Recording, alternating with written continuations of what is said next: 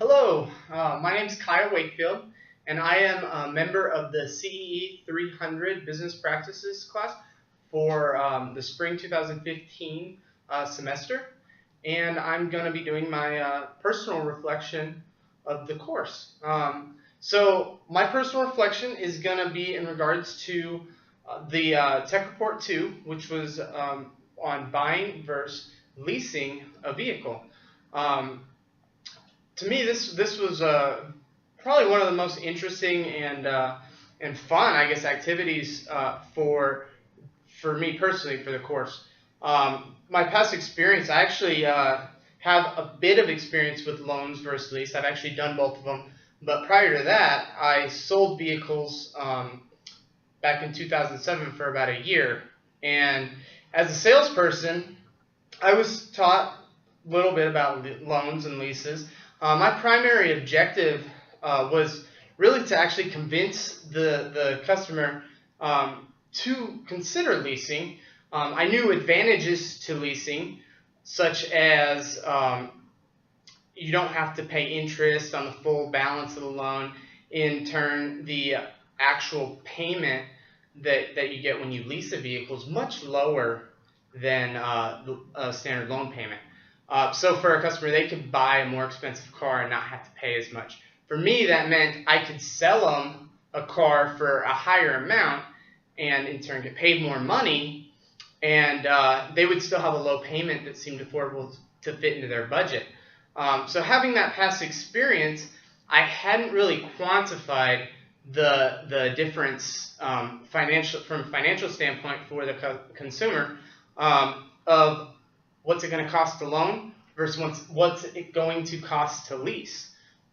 So this tech report was pretty valuable in allowing me to do that and actually weigh it from the net present value or net present cost as it actually is for when you purchase a vehicle. So I've provided, I guess, the key equations for making this calculation. The loan calculations are here. Calculated payment for the actual loan right here based off the interest and the actual principal and taxes and fees that will be lumped into that finance amount. And you calculate the net present value based off the future value, future market value, discounted, minus the actual payments also discounted over that same term.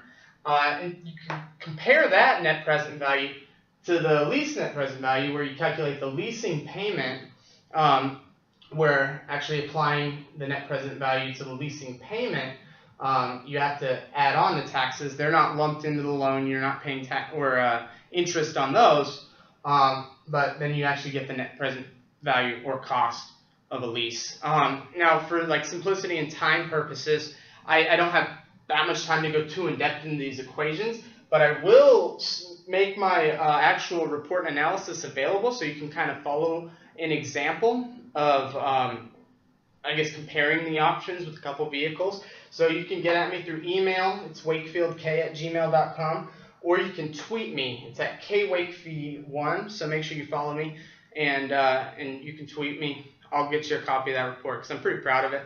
I also believe Alex is going to make our report available for future semesters as well. I will comment on key deciding factors. Obviously, you have to compare the interest rates, weigh in the money factor. Probably the most important is R that shows up in the net present value. That's the discount rate. So the discount rate is going to be quite different depending on each individual situation.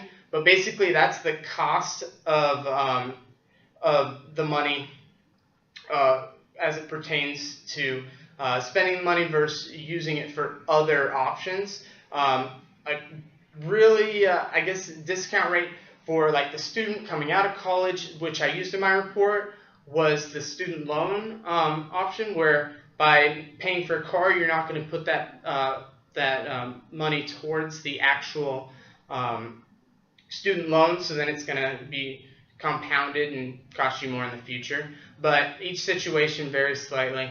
That's about my time, but if you have any further questions or whatnot, don't hesitate to let me know.